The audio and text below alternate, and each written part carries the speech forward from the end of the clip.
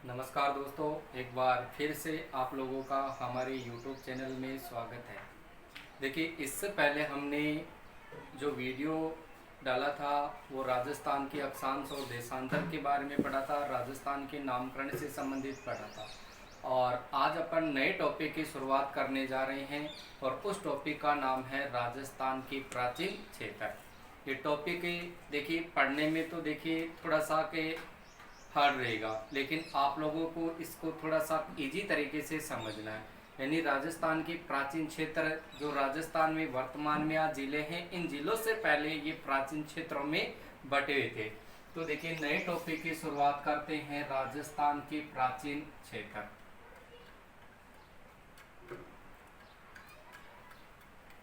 राजस्थान के प्राचीन क्षेत्र। देखिए, राजस्थान के प्राचीन क्षेत्रों को पढ़ने से पहले आप लोगों को थोड़ी सी मैं जानकारी बता दूं। ये टॉपिक थोड़ा सा के हार्ड रहेगा और इस टॉपिक को आपको सबसे पहले मानचित्र पर याद करना है कि राजस्थान के जो प्राचीन क्षेत्र हैं, कौन से क्षेत्र में कौन से क्षेत्र का भाग आता है, कौन से जिले का भाग आता है। तो ये प्राचीन क्षेत्र में सबसे पहले आपको देखिए राजस्थान का मानचित्र वो याद करना है। इससे पहले मैंने आपको वीडियो में कहा था कि राजस्थान का आप मानचित्र याद कर लेना, राजस्थान के जिलों को याद कर लेना। तो यहाँ से देखिए सबसे पहले यहाँ से बात करेंगे राजस्थान के मानचित्र की। यहाँ से देखिए ये राजस्थान का मानचित्र और इस मानचित्र में आपको करना क्या है, सबसे पहले आपको यहाँ से राजस्थान के जिलों का नाम है वो याद रखना है और इस राजस्थान के जिलों में आपको प्राचीन क्षेत्रों के बारे में पढ़ना है। देखिए यहाँ से ये राजस्थान का भाग और इस राजस्थान में अपन को करना क्या है, सबसे पहले देखिए यहाँ से ऊपर वाले भाग से अपन चलना शुरू करते। सबसे पहले देखिए राजस्थान में एक क्षेत्र है जिसका नाम है योदय क्षेत्र। यानी राजस्थान में सबसे पहले क्षेत्र कौन सा है, योदय क्षेत्र है। इस योदय क्षेत्र के बारे में यदि अपन पढ़ते हैं तो योदय क्षेत्र में राजस्थान के कौन से जिले का भाग आता था, तो यहाँ पर आपको दो जिलों का नाम याद रखना है, एक गंगानगर और दूसरा याद रखना है हनुमानगढ़। यानी गंगानगर की बात करें और हनुमानगढ़ की बात करें तो ये दो जिले राजस्थान के ऐसे हैं जो प्राचीन काल में आपके सामने कौन से क्षेत्र के रूप में पढ़े जाते थे, कौन से क्षेत्र के अंतर्गत पढ़े जाते थे। तो यहाँ से देखिए योदय क्षेत्र जिसमें राजस्थान का गंगानगर और हनुमानगढ़ जिले का भाग आता था। उसके बाद भी देखिए राजस्थान में यदि दूसरे क्षेत्र की बात करें तो दूसरा क्षेत्र है आपके सामने कौन सा, तो याद रखोगे थली क्षेत्र। इस थली क्षेत्र में आपके सामने देखिए दक्षिणी गंगानगर का भाग, उसके बाद में हनुमानगढ़, हनुमानगढ़ के बाद में यहाँ पर जिला है चूरू और चूरू के बाद में जिला आता है आपके सामने बीकानेर। यानी दक्षिणी गंगानगर, हनुमानगढ़, चूरू, बीकानेर। तो राजस्थान के इन चारों जिलों की बात करें तो ये चार जिले हैं जो प्राचीन काल में आपके सामने कौन से क्षेत्र के अंतर्गत पढ़े जाते थे, तो वहां पर आपको याद रखना है थली क्षेत्र। यानी थली क्षेत्र की बात करें तो थली क्षेत्र में देखिए दक्षिणी गंगानगर, हनुमानगढ़, बीकानेर और चूरू जिले का भाग वो आता था। ठीक है, उसके बाद में थली क्षेत्र के बाद में आपको याद रखना है जांगल प्रदेश। देखिए जांगल प्रदेश की बात करें तो जांगल प्रदेश में आपके सामने कौन से जिले का भाग आता था, तो यहाँ से देखिए पहले जिला है बीकानेर और बीकानेर के बाद में यहाँ जिला है आपका जोधपुर। यानी बीकानेर और जोधपुर। तो बीकानेर और जोधपुर का जो उत्तरी भाग है ये भाग प्राचीन काल में देखिए कौन से क्षेत्र के रूप में पढ़ा जाता था, तो वहां पर आपको याद रखना है जांगल प्रदेश। और इस जांगल प्रदेश के आसपास के क्षेत्र की बात करें, देखिए जांगल प्रदेश की बात करें तो जांगल प्रदेश के आसपास का जो क्षेत्र था वो आसपास का क्षेत्र देखिए कौन सा क्षेत्र कहलाता था, तो वहां पर आपको याद रखना है सपाद लक्स। देखिए यहाँ पर जंगल प्रदेश है, इस जंगल प्रदेश के आसपास का जो क्षेत्र था वो क्षेत्र क्या कहलाता था, सपादलक्स क्षेत्र कहलाता था। इस सपादलक्स क्षेत्र में आपके सामने राजस्थान के दो जिलों का भाग आता था, जिसमें आपके सामने एक जिला तो आता था अजमेर और दूसरा जिला आपके सामने कौन सा आता था, नागौर। यानी अजमेर और नागौर के मध्य का जो भाग था, अजमेर और नागौर के मध्य का जो भाग था, वो भाग प्राचीन काल में सपादलक क्षेत्र के अंतर्गत पड़ा जाता था। और यदि इनकी राजधानी की बात करें तो इनकी राजधानी है वो देखिए क्या हुआ करते थे, तो वहां पर आपको याद रखना है आही छतरपुर। यानी इनकी जो राजधानी हुआ करते थे वो क्या हुआ करते थे, आही छतरपुर। और ये आही छतरपुर है, ये कहाँ का भाग था, तो याद रखोगे ये नागौर जिले का भाग था। यानी आही छतरपुर ये नागौर जिले का भाग था और ये सपादलक क्षेत्र है, इनकी ये राजधानी हुआ करती थी। तो यहाँ से देखिए पहले आपने याद किया था योधे क्षेत्र। देखिए मैं जिस तरीके से आपको राजस्थान के मानचित्र में जैसे कि जैसे बताता जाऊं, वैसे के वैसे आप अपनी नोटबुक में इनको बनाते रहना, इनको उतार लेना और इनको समझने की कोशिश करना। यानी सबसे पहले योधे क्षेत्र को याद करेंगे, गंगानगर हनुमानगढ़ जिले का भाग। उसके बाद में थली क्षेत्र को याद करेंगे, दक्षिणी गंगानगर हनुमानगढ़ चूरू बीकानेर जिले का भाग। उसके बाद में जंगल प्रदेश में बीकानेर व जोधपुर का उत्तरी भाग। फिर जंगल प्रदेश के आसपास का क्षेत्र, तो देखिए आसपास का क्षेत्र वो कौन सा क्षेत्र, सपादलक क्षेत्र। और सपादलक क्षेत्र में अजमेर और नागौर जिले का भाग। तो यहाँ पर नागौर जिला है और यहाँ पर अजमेर जिले का भाग है। तो यहाँ पर देखिए सपादलक क्षेत्र में अजमेर नागौर के मध्य का भाग आता था और इनकी राजधानी वो क्या हुआ करती थी, आही छतरपुर नागौर। इतनी चीज याद हो गई। उसके बाद में देखिए इनसे आगे चलते हैं तो यहाँ पर आपके सामने देखिए और कौन सा क्षेत्र आता है।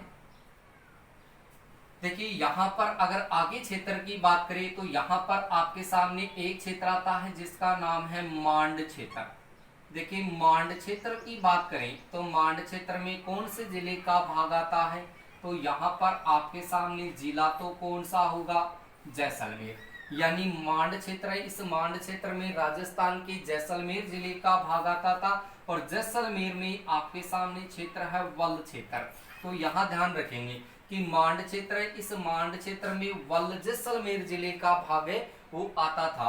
और उसके बाद में देखिए यहाँ से इस मांड क्षेत्र के बाद में अगले क्षेत्र की बात करें तो यहाँ पर आपके सामने एक क्षेत्र और आता है जिसका नाम है डुंगल क्षेत्र। देखिए डुंगल क्षेत्र की बात करें तो डुंगल क्षेत्र में भी राजस्थान के कौन से जिले का भाग आता था, तो याद रखोगे जैसलमेर जिले का भाग है वो प्राचीन काल में डुंगल क्षेत्र कहलाता था। लेकिन वल जैसलमेर जिले का भाग वो प्राचीन काल में कौन से क्षेत्र में आता था, मांड क्षेत्र में। ठीक है। और इस मांड या डुंगल क्षेत्र के बाद में अगले क्षेत्र की बात करें तो अगला क्षेत्र आपके सामने आता है गोडवाड़ क्षेत्र। देखिए गोडवाड़ क्षेत्र की बात करें तो गोडवाड़ क्षेत्र में कौन से जिले का भाग आता था, तो यहाँ पर आपको याद रखना है गोडवाड़ क्षेत्र। गोडवाड़ क्षेत्र में देखिए यहाँ पर जिला है आपके सामने बाड़मेर। बाड़मेर से नीचे आपके सामने जिला आता है जालोर और जालोर से नीचे देखा जाए तो जिला आता है आपके सामने सिरोही। और सिरोही से इधर वाले भाग की बात करें तो यहाँ पर जिला कौन सा आता है, पाली। और पाली के बाद में आपका ये आ जाएगा जोधपुर। तो यहाँ पर गोडवाड़ क्षेत्र की बात करें तो गोडवाड़ क्षेत्र में देखिए बाड़मेर जिले का भाग है, उसके बाद में जोधपुर जिले का भाग है, उसके बाद में जालोर जिला है, उसके बाद सिरोही जिला है और उसके बाद में पाली जिले का भाग है। तो यहाँ से आपसे ये कहा जाए कि गोडवाड़ जो क्षेत्र है, इस गोडवाड़ क्षेत्र में राजस्थान के कौन से जिले का भाग है वो आता था, तो यहाँ पर आपको क्रम से चलना है। पश्चिमी राजस्थान में क्रम से चलेंगे तो बाड़मेर है, जालोर है, सिरोही है, पाली है और जोधपुर है। इनका भाग है वो प्राचीन काल में गोडवाड़ क्षेत्र कहलाता था। गोडवाड़ क्षेत्र से संबंधित आपसे एक क्वेश्चन एग्जाम के लिए पूछा जा सकता है कि जब लूनी नदी की बात करें, देखिए लूनी नदी की बात करें तो लूनी नदी का जो अपवाह क्षेत्र है वो अपवाह क्षेत्र देखिए कौन सा क्षेत्र कहलाता है, तो याद रखेंगे गोडवाड़ क्षेत्र कहलाता है। यानी लूनी नदी का अपवाह क्षेत्र कौन सा क्षेत्र कहलाएगा, तो याद रखोगे गोडवाड़ क्षेत्र। अब गोडवाड़ क्षेत्र जैसे ही आप लोगों को याद हो चुका है, तो गोडवाड़ क्षेत्र के बाद में अगला क्षेत्र आप याद रखोगे भौमट क्षेत्र। देखिए भौमट क्षेत्र की बात करें तो भौमट क्षेत्र में कौन से जिले का भाग पड़ा जाता था, तो यहाँ से भौमट क्षेत्र में देखिए सबसे पहले जिला कौन सा होगा, सिरोही जिला। सिरोही जिले से नीचे देखा जाए तो यहाँ पर आपके सामने जिला कौन सा आता है, उदयपुर जिला। और उदयपुर जिले के बाद में जिले की बात करें तो जिला कौन सा होगा, डूंगरपुर जिला। यानी यहाँ से डूंगरपुर जिले की बात करें, यहाँ से उदयपुर जिले की बात करें, यहाँ से सिरोही जिले की बात करें, तो ये तीनों जिले हैं, ये प्राचीन काल में आपके सामने कौन से क्षेत्र के रूप में पढ़े जाते थे, तो याद रखोगे भौमट क्षेत्र में। अब जैसे आपने भौमट क्षेत्र को याद किया कि राजस्थान का सिरोही, उदयपुर, डूंगरपुर जिले का भाग है, वो भौमट क्षेत्र कहलाता था। लेकिन जैसे आप यहाँ से सिरोही जिले में प्रवेश करते हैं तो यहाँ से आप एक क्षेत्र और याद रखेंगे। यहाँ से आपके सामने एक क्षेत्र है जिसका नाम है अर्बुद क्षेत्र। देखिए अर्बुद क्षेत्र के बारे में पूछा जाए तो अर्बुद क्षेत्र में राजस्थान के कौन से जिले का भाग आता था, तो याद रखोगे सिरोही जिले का भाग, यानी आबू के आसपास का जो क्षेत्र था, सिरोही जिले में जो आबू के आसपास का क्षेत्र था, वो क्षेत्र प्राचीन काल में कौन से क्षेत्र के रूप में पढ़ा जाता था, तो याद रखेंगे आप अर्बुद क्षेत्र। इसी अर्बुद क्षेत्र को आप चंद्रावती क्षेत्र के नाम से भी पुकार सकते हैं। यानी अर्बुद क्षेत्र या चंद्रावती क्षेत्र की बात करें तो इसमें आबू के आसपास का क्षेत्र व सिरोही जिले का भाग है, वो प्राचीन काल में पढ़ा जाता था। जैसे आपने अर्बुद क्षेत्र को याद किया तो अर्बुद क्षेत्र को याद करने के बाद में देखिए अगले क्षेत्र को पढ़ते हैं। तो यहाँ पर आपके सामने देखिए ये जिला आ गया आपका डूंगरपुर जिला। यानी डूंगरपुर जिले की बात करें तो डूंगरपुर जिले के बाद में देखिए यहाँ पर आपके सामने कौन से जिले का भाग आता है, बांसवाड़ा जिले का भाग। तो यहाँ से एक क्षेत्र आपके सामने प्राप्त होगा। यानी यहाँ से आपके सामने देखिए क्षेत्र की बात करें तो यहाँ पर एक क्षेत्र है जिसका नाम है मेवल क्षेत्र। देखिए मेवल क्षेत्र की बात करें तो मेवल क्षेत्र में आपके सामने कौन से जिले का भाग आता था, तो यहाँ पर आपके सामने एक तो जिला आएगा कौन सा, डूंगरपुर जिला। और दूसरे जिले की बात करें तो दूसरा जिला आपके सामने कौन सा होगा, बांसवाड़ा। यानी बांसवाड़ा जिले का भाग और डूंगरपुर जिले का भाग, ये भाग प्राचीन काल में आपके सामने मेवल क्षेत्र के नाम से पुकारा जाता था। जैसे ही आपने मेवल क्षेत्र में डूंगरपुर बांसवाड़ा जिले का भाग पढ़ा था, इस डूंगरपुर बांसवाड़ा के बाद में यहाँ पर आपको याद रखना है प्रतापगढ़ जिला। और इस प्रतापगढ़ जिले को जैसे ही आप याद करते हैं तो यहाँ से एक क्षेत्र आपको और याद रखना है, और उस क्षेत्र का नाम है आपके सामने वागड़ या वागड़ क्षेत्र। यानी वागड़ क्षेत्र की बात करें या वागड़ क्षेत्र की बात करें तो इस क्षेत्र में राजस्थान के देखिए कौन से जिले का भाग आता था, तो यहाँ से डूंगरपुर, बांसवाड़ा और प्रतापगढ़, यानी प्रतापगढ़, बांसवाड़ा और डूंगरपुर जिले का भाग है। ये भाग प्राचीन काल में आपके सामने कौन से क्षेत्र के नाम से पुकारा जाता था, वागड़ क्षेत्र के नाम से या वागड़ क्षेत्र के नाम से पुकारा जाता था। इसी क्षेत्र को प्राचीन काल में पुष्प क्षेत्र के नाम से भी पुकारा जाता था। यानी इसको नागकुंड, इसको नागकुंड के नाम से या नागखंड के नाम से पुकारा जाता था।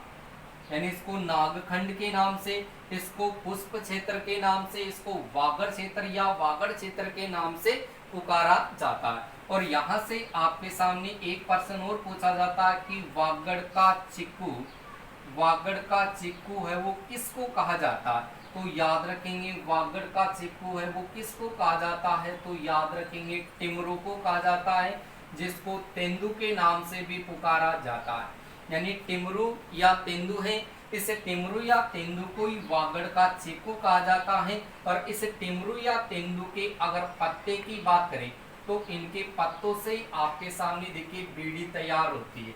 यानी टिमरू या तेंदु के पत्ते से क्या तैयार होती है, बीड़ी तैयार होती है। और ये टिमरू या तेंदु है, इसी को वागड़ का चिक्कू कहा जाता है। लेकिन वागड़ क्षेत्र के बारे में पूछा जाए तो वागड़ क्षेत्र में आपके सामने कौन से जिले का भाग होगा, तो यहाँ पर डूंगरपुर, बांसवाड़ा और प्रतापगढ़ जिले का भाग होगा। लेकिन इसी वागड़ से संबंधित आपके सामने एग्जाम में कई क्वेश्चन पूछे जा सकते हैं। जैसे मैंने आपसे कहा था कि वागड़ का चीकू है वो टिमरू या तेंदू को कहा जाता है, जिसके पत्ते से बीड़ी तैयार होती है।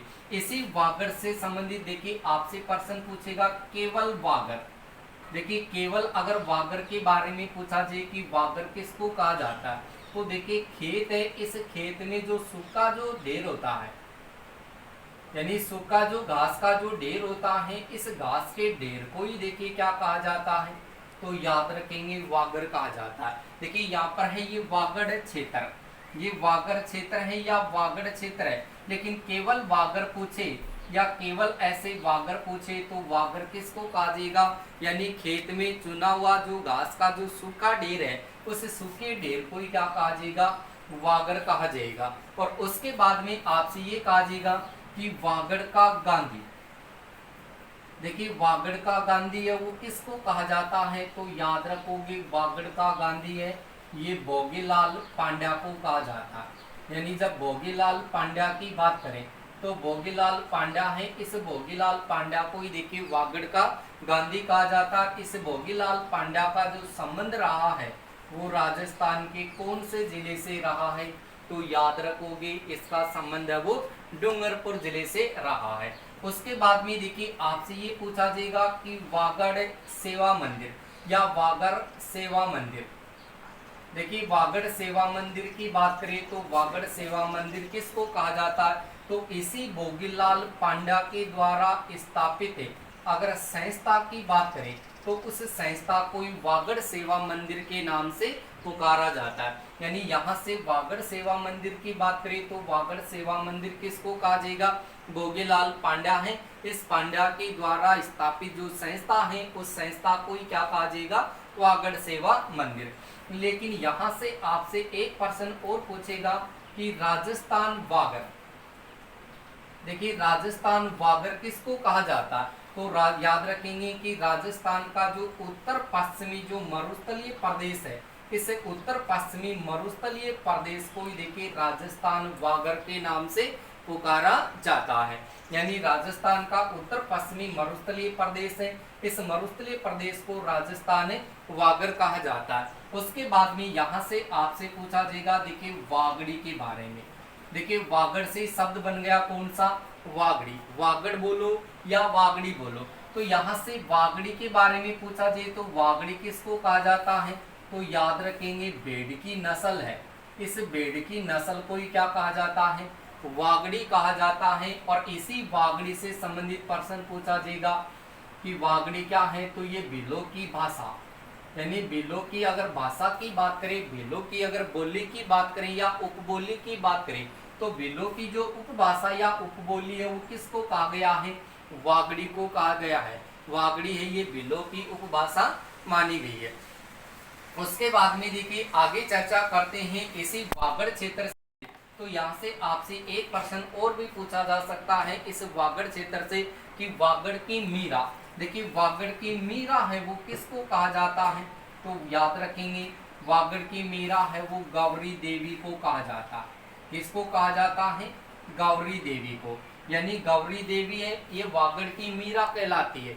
यानी वागड़ की जो मीरा वो किसको कहा जाता है, गौरी देवी को कहा जाता है। उसके बाद में आगे चलते हैं तो यहाँ से देखिए डूंगरपुर, बांसवाड़ा, प्रतापगढ़ जिले का भाग है वो आ चुका आपका कौन से क्षेत्र में, वागड़ क्षेत्र में।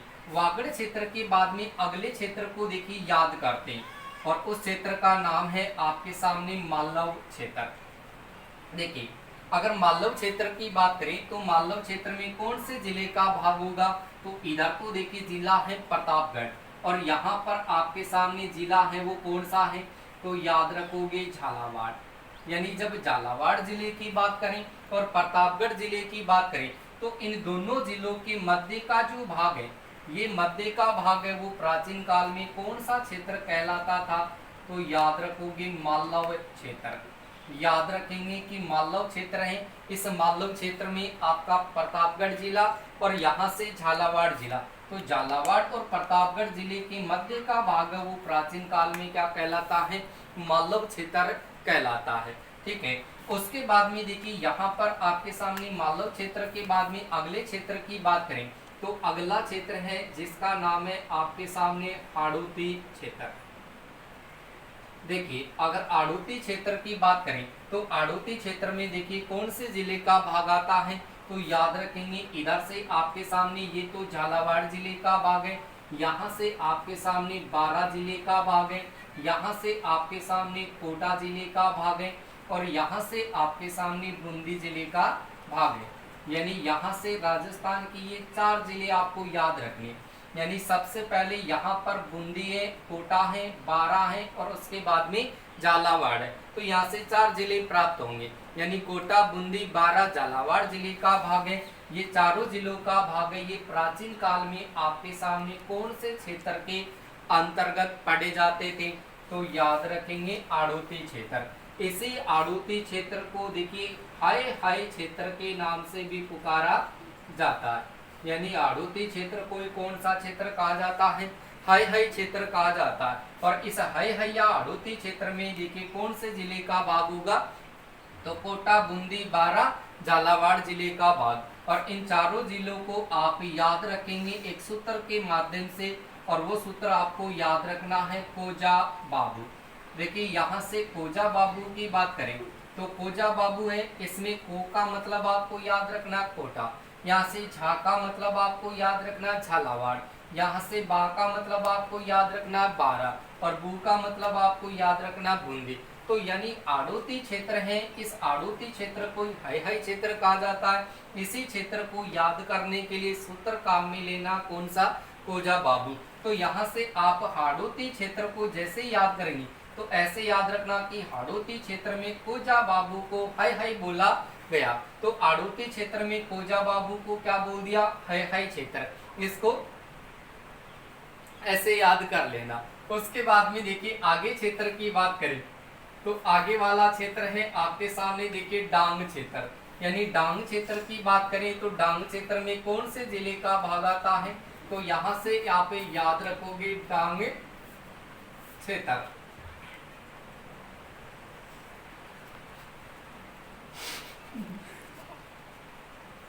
अरे हंसी के स्वाद क्या आ रही है भाई।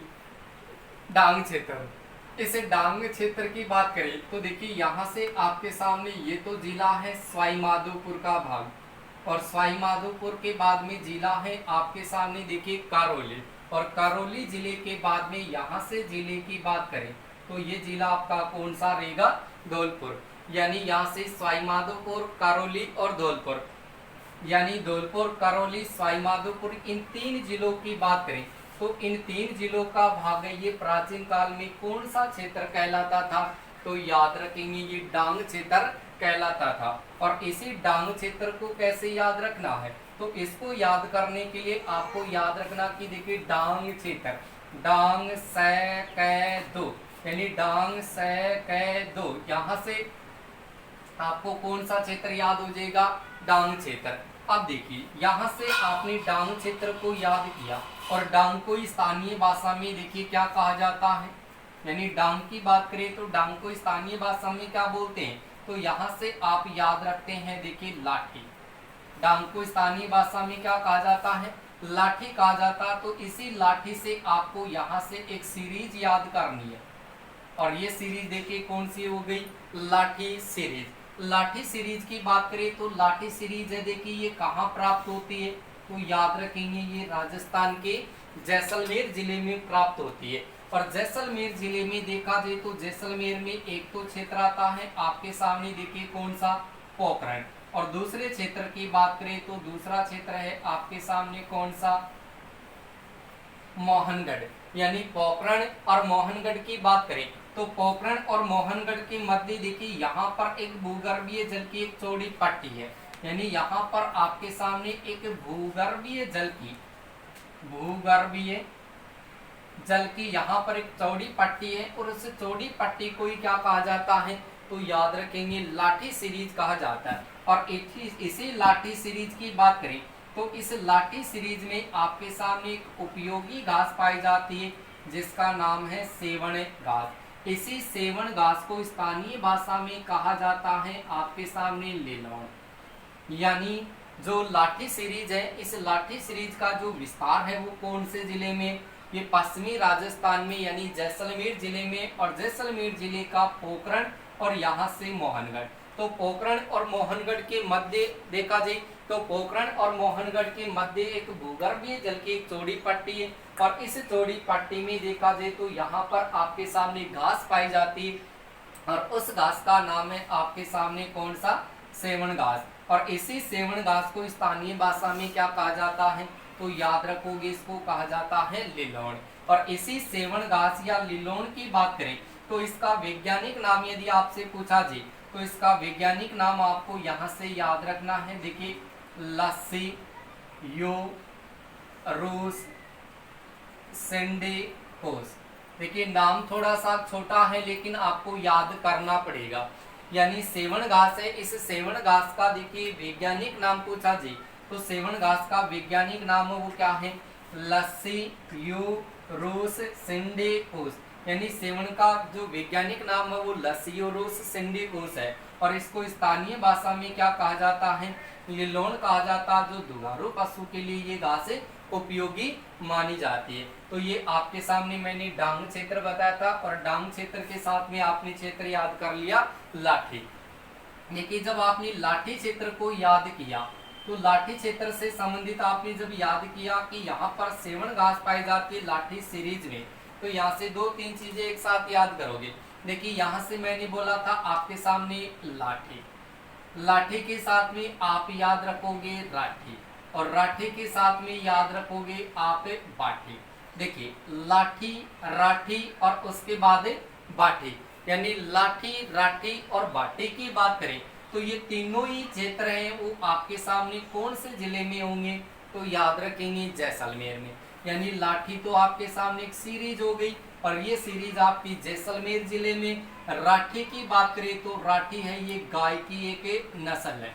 राठी क्या है, एक गाय की नस्ल है, और ये नस्ल सबसे ज्यादा देखा जाए तो कहाँ पाई जाती है, जैसलमेर में। और यहाँ पर लिखा है बाटी, तो बाटी अगर शासकों की बात करें तो बाटी शासक वो कहाँ के प्रसिद्ध हुए हैं, जैसलमेर के। तो यहाँ से ये एक साथ याद करोगे कि लाठी राठी बाटी, लाठी राठी बाटी है वो कहाँ की प्रसिद्ध है, तो याद रखोगे जैसलमेर। अब देखिए यहाँ पर मैंने आपको बोला राठी की एक गाय की नस्ल है, राठी है वो गाय की नस्ल जिसका विस्तार देखा जी जैसलमेर में। यहाँ से इस राठी से आप एक क्षेत्र और याद करेंगे, और उस क्षेत्र को आप देखिए यहाँ से याद रखोगे राठ क्षेत्र। यानी यहाँ से देखिए आपके सामने एक क्षेत्र है जिसका नाम है राठ क्षेत्र।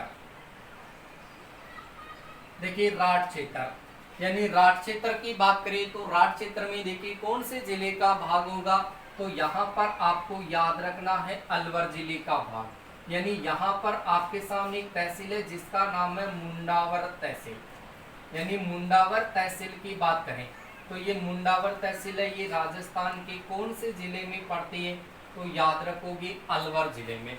यानी अलवर की जो मुंडावर तहसील है ये तहसील प्राचीन काल में कौन से क्षेत्र के अंतर्गत पड़ी जाती थी, तो याद रखेंगे ये राठ क्षेत्र के नाम से पड़ी जाती थी। इस राठ क्षेत्र को आप याद रखेंगे, एग्जाम की दृष्टि से ये इंपॉर्टेंट क्वेश्चन रहेगा, राजस्थान पुलिस की दृष्टि से वेरी वेरी इंपॉर्टेंट क्वेश्चन है कि राठ क्षेत्र है इसमें कौन से जिले का भाग आता है, तो अलवर जिले का भाग है। और अलवर में भी देखा जाए तो मुंडावर तहसील का भाग है। यानी मुंडावर जो तहसील है यहाँ का जो बहरोड क्षेत्र है, बहरोड क्षेत्र ये आपके सामने राठ क्षेत्र के अंतर्गत पड़े जाते हैं। तो देखिए अपन यहाँ पर अलवर जिले तक पहुँच चुके हैं, और इसी अलवर से देखिए यहाँ पर आगे क्षेत्र को याद करेंगे तो कौन सा क्षेत्र याद करेंगे, तो यहाँ से आपको एक क्षेत्र याद करना है मेवात क्षेत्र। देखिए यहाँ से जब मेवात क्षेत्र की बात करें तो मेवात क्षेत्र है, इस मेवात क्षेत्र को ही देखिए कौन सा क्षेत्र कहा जाता है, तो याद रखेंगे सालव क्षेत्र। यानी मेवात क्षेत्र या सालव क्षेत्र की बात करें तो इसमें आपके सामने कौन से जिले का भाग होगा, तो यहाँ पर भी आपके सामने अलवर जिले का भाग होगा। यानी मेवात क्षेत्र है जिसको सालव क्षेत्र कहा जाता है, तो मेवात क्षेत्र में ये सालव क्षेत्र है, इसमें अलवर जिले का भाग है वो आता था। तो अलवर जिले का भाग है ये मेवात क्षेत्र या सालन क्षेत्र में भी आ चुका है। और अलवर का जो मुंडावर जो तहसील बैरोड का भाग है ये आपके सामने राठ क्षेत्र के अंतर्गत भी पड़ा जाएगा। उसके बाद में देखिए यहाँ से अगले क्षेत्र की बात करें तो यहाँ पर आपके सामने एक क्षेत्र है जिसका नाम है अर्जुनाइन क्षेत्र। देखिए अर्जुनाइन क्षेत्र की बात करें तो अर्जुनाइन क्षेत्र में आपके सामने अलवर जिले का भाग शामिल होगा और अलवर के बाद में यहाँ से आपके सामने भरतपुर जिले का भाग शामिल होगा।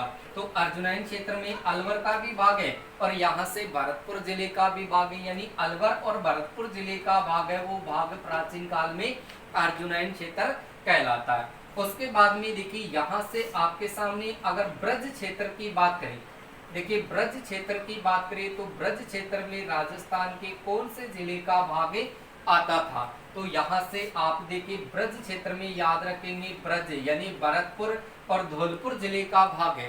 ये भरतपुर और धौलपुर जिले का भाग है। ये भाग प्राचीन काल में आपका कौन सा क्षेत्र कहलाता था, तो याद रखेंगे ये ब्रज क्षेत्र के नाम से पुकारा जाता था। क्लियर हुई इतनी बात। उसके बाद में देखिए यहाँ से इतने क्षेत्र याद करने के बाद में आपको यहाँ से 3 क्षेत्र एक साथ याद करने, यानी जब आप यहाँ से 3 क्षेत्रों को एक साथ याद करेंगे तो पूरी की पूरी ये कंडीशन समझ में आ जाएगी। देखिए सबसे पहले यहाँ पर आपके सामने एक क्षेत्र है जिसका नाम है कुरुक्षेत्र। कौन सा क्षेत्र है? कुरुक्षेत्र। कुरुक्षेत्र के बाद में एक क्षेत्र है जिसका नाम है सूरसेन क्षेत्र।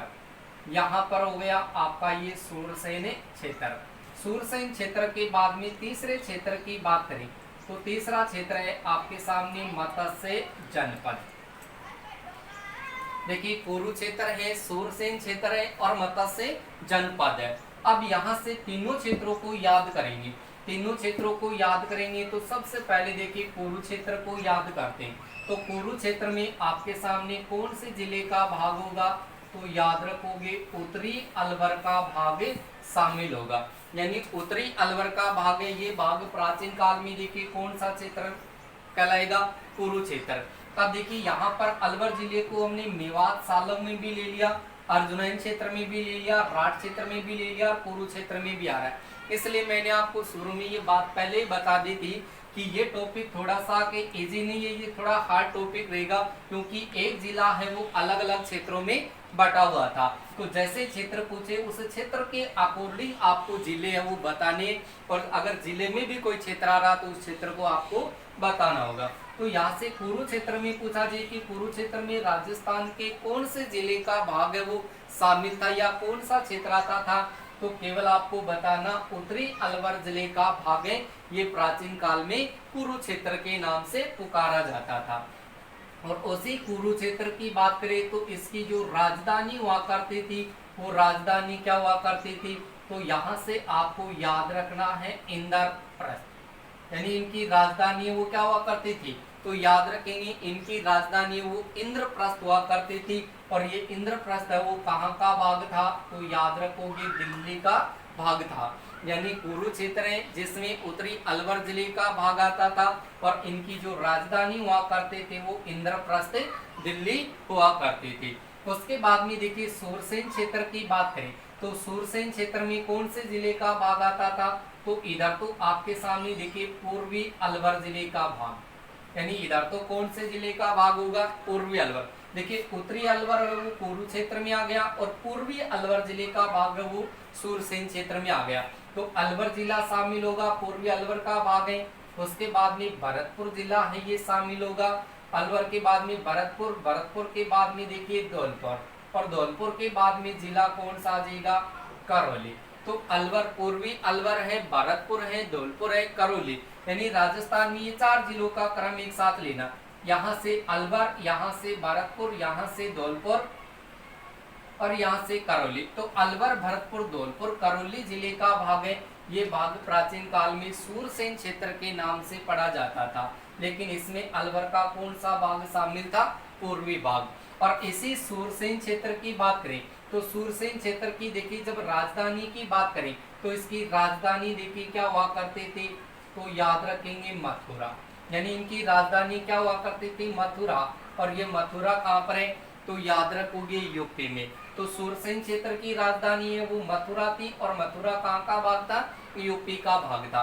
अब यहाँ से देखिए आपके सामने जब मत्स्य जनपद की बात आती है, तो मत्स्य जनपद में देखिए कौन सा क्षेत्र का भाग था, तो यहाँ से आपके सामने देखिए ये तो जयपुर जिले का भाग शामिल था। इधर से आपके सामने देखिए ये अलवर का भाग, और इधर से भरतपुर का भाग। लेकिन जब अलवर की बात करें तो अलवर का देखिए यहाँ से अगर दक्षिणी पश्चिमी भाग देखा जाए, अलवर का दक्षिणी पश्चिमी भाग देखा जाए तो दक्षिणी पश्चिमी अलवर का भाग है वो आ जाएगा। उसके बाद में भरतपुर जिले का भाग है, और उसके बाद में जयपुर जिले का भाग है। तो यहाँ से दक्षिणी पश्चिमी अलवर, भरतपुर और जयपुर जिले का भाग है। ये भाग प्राचीन काल में कौन से क्षेत्र के नाम से पुकारा जाता, तो याद रखोगे ये मत्स्य जनपद के नाम से पुकारा जाता था। और इस मत्स्य जनपद की अगर राजधानी की बात करें तो इनकी राजधानी देखिए क्या हुआ करते थे, मत्स्य जनपद की राजधानी। तो मत्स्य जनपद की राजधानी वो विराट नगर हुआ करती थी, विराट नगर। यानी विराट नगर की बात करें तो विराट नगर है ये कहाँ का भाग था, तो याद रखेंगे ये जयपुर जिले का भाग था। और इसी विराट नगर जयपुर जो आपके सामने मत्स्य जनपद की राजधानी हुआ करती थी। अब आपको एक चीज मेरी याद रखनी पड़ेगी, आपको ध्यान रखना होगा कि जब मत्स्य जनपद की राजधानी पूछे, मत्स्य जनपद की राजधानी पूछे तो मत्स्य जनपद की राजधानी आपको विराटनगर जयपुर बतानी है। मत्स्य जनपद में आपका जयपुर पर दक्षिणी पश्चिमी अलवर और भरतपुर जिले का भाग शामिल था। लेकिन जब आपसे ये कहा जाए कि मत्स्य संघ, यानी मत्स्य संघ है, इस मत्स्य संघ की जो राजधानी है वो मत्स्य संघ की राजधानी क्या थी, तो ये चीज आपको बतानी है। और यह आप कमेंट बॉक्स में लिख करके आप बता सकते हैं। यानी कमेंट लिख करके बताना, कमेंट करना कि मत्स्य संघ है, इस मत्स्य संघ की राजधानी क्या हुआ करती थी, या मत्स्य संघ की राजधानी क्या थी। और यहाँ पर आपको मैंने ये चीज बता दी कि मत्स्य जनपद की राजधानी है वो विराटनगर जयपुर है। यानी यहाँ पर मत्स्य जनपद लिखा है और यहाँ पर मत्स्य संघ लिखा है। तो मत्स्य जनपद की राजधानी मैंने बताई विराटनगर जयपुर। और आपको कमेंट में लिखकर बताना है कि मत्स्य संघ की राजधानी है वो क्या थी, मत्स्य संघ की राजधानी है वो क्या थी। आपके लिए ऑप्शन है इनके लिए, ऑप्शन है मत्स्य संघ की राजधानी के लिए आपके सामने ए ऑप्शन में है अलवर, उसके बाद में बी ऑप्शन में लिखा हुआ मिलेगा आपको भरतपुर, भरतपुर, और उसके बाद में सी ऑप्शन में मिलेगा आपको धौलपुर, और उसके बाद में डी ऑप्शन में मिलेगा आपको करौली। इन चारों में से आपको इसका राइट आंसर बताना कि मत्स्य संघ की राजधानी क्या थी। और इनके ऑप्शन आपके सामने अलवर, भरतपुर, धौलपुर, करौली। तो कमेंट में आप इनका आंसर बताएंगे। ठीक है, आगे चलते हैं। ये क्षेत्र याद हो गया, कुरुक्षेत्र, सुरसेन क्षेत्र और मत्स्य जनपद। उसके बाद में देखिए आगे क्षेत्र की बात करें तो आगे यहाँ पर आपके सामने कौन सा क्षेत्र होगा, तो यहाँ पर आप एक क्षेत्र याद रखोगे, देखिए डुडाड़ क्षेत्र। यानी यहाँ से डुडाड़ क्षेत्र की बात करें तो डुडाड़ क्षेत्र में देखिए आपके सामने कौन से जिले का भाग है वो आता था।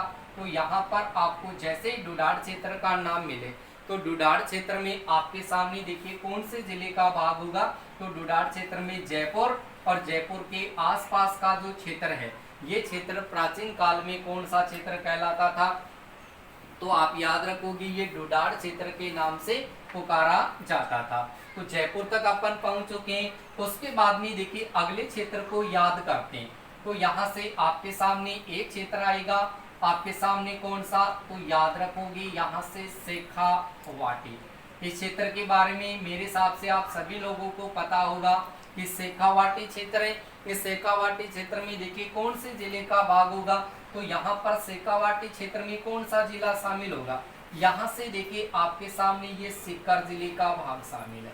सीकर से ऊपर देखिए यहाँ पर आपके सामने झुंझुनू जिले का भाग शामिल है। और यहाँ से आपके सामने कौन से जिले का भाग शामिल है, चूरू का। तो यहाँ से चूरू जिला है, यहाँ से झुंझुनू है और यहाँ से सीकर जिला।